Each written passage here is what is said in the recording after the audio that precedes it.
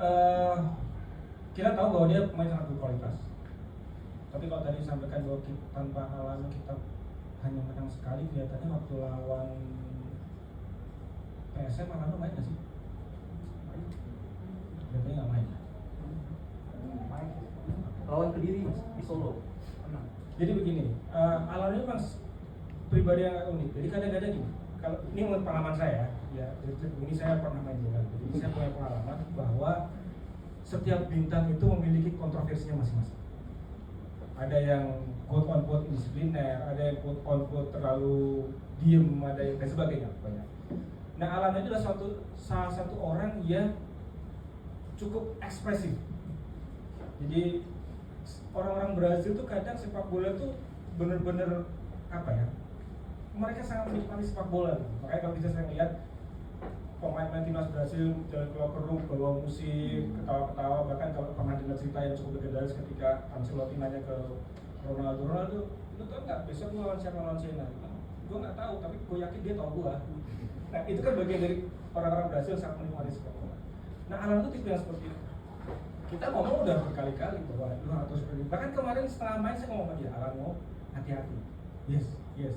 Tapi karena ekspresif tadi itu kemudian kelepas. Ya memang itu hal yang harus kita koreksi ya, termasuk apakah kemudian itu menjadi salah catatan untuk misalkan musim depan atau sebelum pertandingan terakhir ini gitu ya.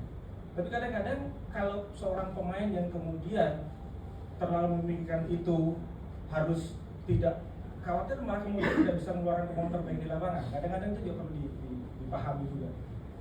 Nah ini yang perlu kita cari solusinya yang sampai saat ini kita masih coba untuk diskusi dengan Alan.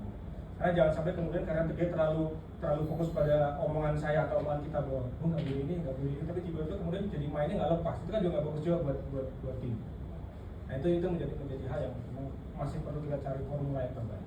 Apa kemudian kalau dia udah mulai emosi saya harus selalu di lapangan tertaiknya, apakah itu salah satunya gitu.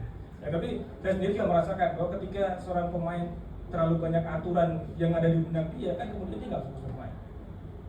Tapi sekali lagi saya setuju bahwa memang harus ada solusi terkait dengan apa yang sering dilakukan Alan. Karena ini cukup perlu ganti dan kita sudah berkali-kali menyampaikan juga. Di awal di putaran pertama mungkin itu terjadi di beberapa pemain ya. Tapi sekarang hanya si tersisa Alan. Artinya memang sudah ada dari kita sebuah tindakan atau teguran lah kepada pemain-pemain yang pernah melakukan itu. Yang lainnya bisa berhenti, tinggal Alan yang belum. Jadi kita harus perlu lebih intensif lagi untuk ngobrol. Terima kasih.